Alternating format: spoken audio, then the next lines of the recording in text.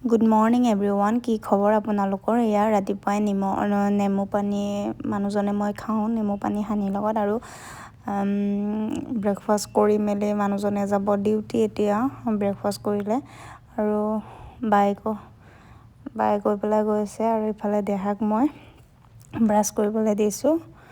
নিজে কৰিব পৰা হৈ গ'ল, এতিয়া ডাঙৰ হৈছে আৰু এয়া নিজে ব্ৰাছ ধুনীয়াকৈ কৰি আছে। আৰু কিবা কিবি কৈ আছিলে, কি কৈছিলে মই মানে এই বহুত গাড়ী আৱাজ আহি আছিলে, মই চাউণ্ডটো মিউট কৰি দিলোঁ। কিবা এটা কৈ আছিলে, মানে গুড মৰ্ণিঙে কৈ আছিলে দেহাই।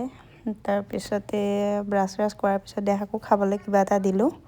দি মেলি আজি বহুত দিনৰ মূৰত এয়া ৰ'দ ধুনীয়াকৈ ওলাইছে আজি। আৰু এইফালে মানুহজনে গেট চেট বন্ধ কৰি পেলাই গ'ল ডিউটিলৈ। বাপেকক বাই বাই দিলে দেহাই।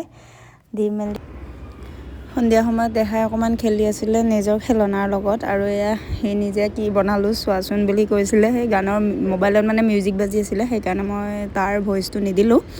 আৰু কৈ আছে মইতো ইমান মেহনত কৰি বনাইছোঁ, কেনেকুৱা লাগিছে মা পাপাক খোৱাচোন বুলি কৈছে। পাপাকৰ লগত খেলি আছিলে মানে, আৰু সি নিজে বনাইছে। সেইটো যিয়ে নহওক, বাচ্ছাই মানে নিজে কিবা এটা কৰিলে না ভাল লাগে, সেইকাৰণে সি নিজে ক'ব নোৱাৰা হৈ গৈছে। আৰু এয়া বাপেকক কৈছে জ্বৰ হয়েই আৰু মানুহৰ বোলে, ভাল হ'ব পাপা, তুমি কিয় চিন্তা কৰিছা। এয়া বাপেকক মৰম কৰি আছে। বাপেকৰ মানে গাটো ইমান ভাল নহয়।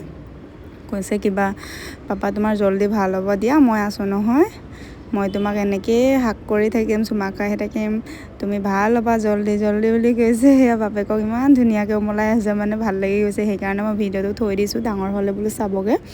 আৰু সেয়া ভালেই লাগে আৰু বাপেকক পালে তাক একোৱেই নালাগে, মোকেই নালাগে আৰু এনেকুৱা বাপেক অহালৈকে ৰখিয়ে থাকে।